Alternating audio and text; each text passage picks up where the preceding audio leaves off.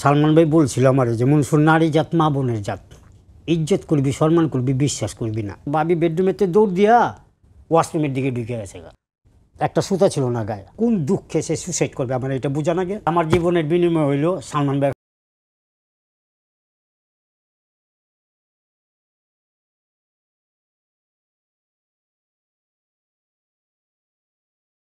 নায়ক সালমান শাহকে হারিয়ে ভক্তদের হৃদয়ে শোকের রেশ এখনো কাটেনি।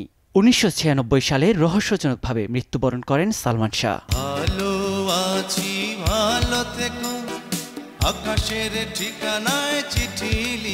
দীর্ঘ ২৯ বছর পর সেই মৃত্যু মামলাটি আবার আলোচনায়। আদালতের নির্দেশে মামলাটি এখন হত্যাকাণ্ড হিসেবে নতুনভাবে তদন্ত করছে পুলিশ।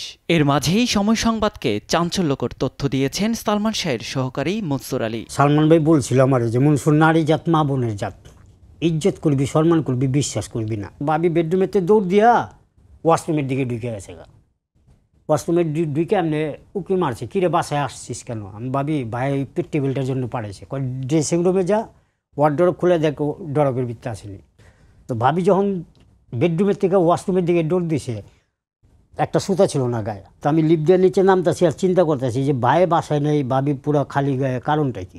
সালমানের এই সহকারী দাবি করেন সালমান শাহ কোনোভাবেই আত্মহত্যা করতে পারেন না। কোন কারণে, কোন দুঃখে সে সুসাইড করবে আমার এটা বোঝা না গে। এই খামচি দিলাম, আমার ঘা আমার ব্যথা, আমি ব্যথা পাইছি, আপনি বললাম পান নাই। তো ওনার মনে যে দুঃখ কষ্টটা ছিল জাস্ট সামিরার জন্য। আর ওই টাইমেই আজিজ মোহাম্মদ ভাই বলে ঠেট দিছে যে সালমান তোর মৃত্যুরে তুই দাওয়াত দিস। আমার জীবনের বিনিময় হইল সালমান ভাইয়ের হত্যার বিচারটা চাই। আমি শিওর সে আত্মহত্যা করার মানুষ না। দেশের চলচ্চিত্র ইতিহাসে অমর এই নায়কের মৃত্যু রহস্যের জট খুলবে কিনা তার অপেক্ষায় পরিবার ও ভক্তরা।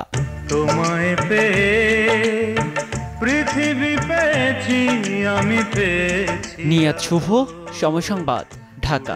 প্রদীপ সেই আলো।